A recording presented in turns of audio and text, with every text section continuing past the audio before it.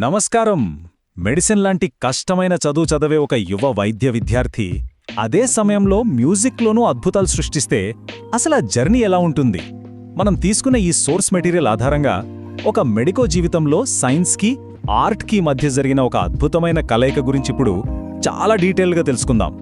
అసలు ఆలోచించండి, ఒకవైపు అనాటమీ, ఫిజియాలజీ లాంటి అత్యంత కఠినమైన పక్కా సైంటిఫిక్ సబ్జెక్టులు, మరోవైపు మనసును హత్తుకునే మెలోడీలు, గిటార్ తీగలను మీటడంలో దొరికే వర్ణించలేని ఆనందం.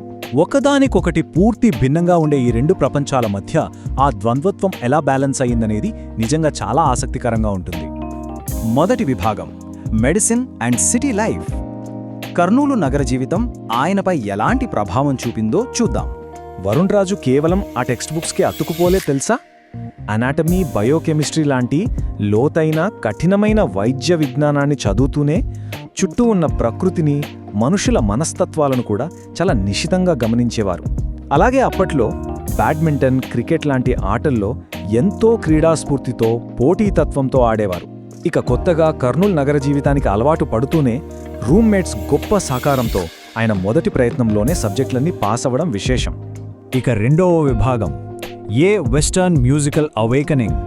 పాశ్చాత్య సంగీతం పట్ల మేల్కొలుపు ఎలా జరిగిందంటే, ఆయనలోని సహజమైన సంగీత ప్రతిభ ఆ సిటీ కల్చర్లోకి రాగానే చాలా వేగంగా వికసించింది. ఒక చిన్న అకౌస్టిక్ గిటార్ కొనడంతో ఆ ప్రయాణం మొదలైంది. నాగాలాండ్కు చెందిన క్లాస్మేట్స్ దగ్గర అందమైన స్ట్రమ్మింగ్, కార్డ్స్ ప్లే చేయడం నేర్చుకుని ఆ తర్వాత ఏకంగా ఫిల్ కాలిన్స్, డాన్ విలియమ్స్, ఇంకా మన ఏఆర్ రెహమాన్ పాటలతో కాలేజ్ షోలలో అదరగొట్టేశారు. ఆ షోస్ చూశాక ఆయన మెడికల్ స్టూడెంట్స్లో విపరీతంగా పాపులర్ అవడమే కాకుండా కర్నూలు టౌన్లో జరిగిన ఎన్నో సింగింగ్ కాంపిటీషన్స్లో ఫస్ట్ ప్రైజులు తెచ్చిపెట్టాయి. మూడవ విభాగం, ద సర్చ్ ఫర్ ట్రూత్. సత్య సాధన లేదా ఒక తాత్విక అన్వేషణ. అయితే ఆయన జర్నీ కేవలం మెడిసిన్ బుక్స్, ఈ కాలేజీ షోలకే ఆగిపోలేదు. అసలు ఈ భూమిని నడిపిస్తున్న అదృశ్య శక్తి ఏంటి అనే ఒక పెద్ద తాత్విక ప్రశ్న ఆయనలో మొదలైంది. అది కూడా ఎలాంటి బయాస్ లేకుండా.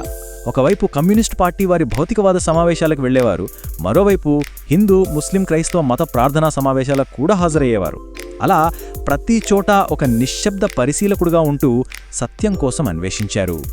ఇక నాలుగవ విభాగం, mastering Carnatic classical music.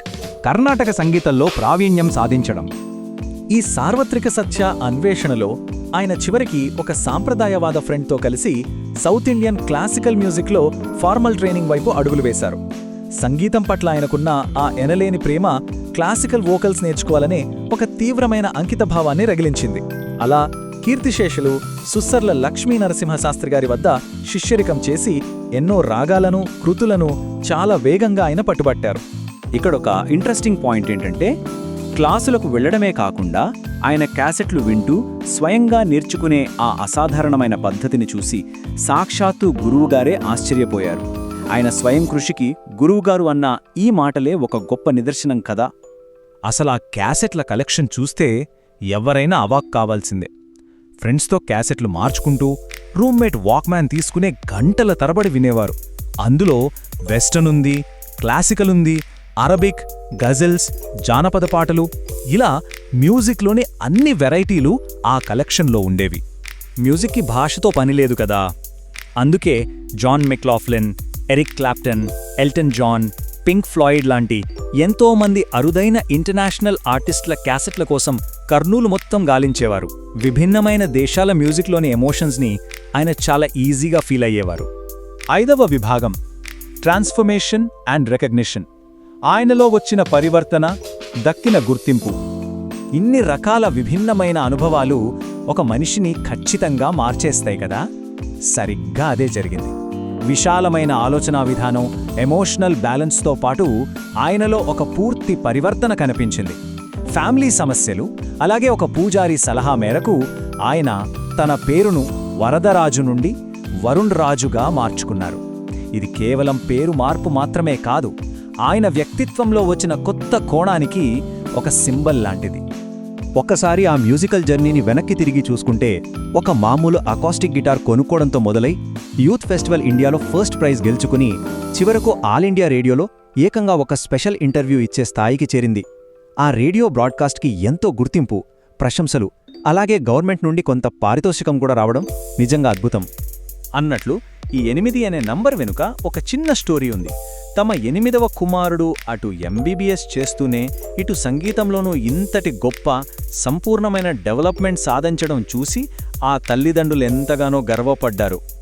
Human anatomy లాంటి స్ట్రిక్ట్ రూల్స్ ఉన్న సైన్స్కి ప్రపంచవ్యాప్త మ్యూజిక్ తాలూకు మెలోడీలకు మధ్య ఆయన సాధించిన ఈ బ్యాలెన్స్ నిజంగా గ్రేట్ కదా. మరి ఇంతటి ప్రతిభావంతుడైన ఈ వైద్యుడికి ఫ్యూచర్లో ఇంకెలాంటి అవకాశాలు ఎదురయ్యాయి? ఆ తర్వాత ఆయన లైఫ్ ఎటు టర్న్ తీసుకుంది?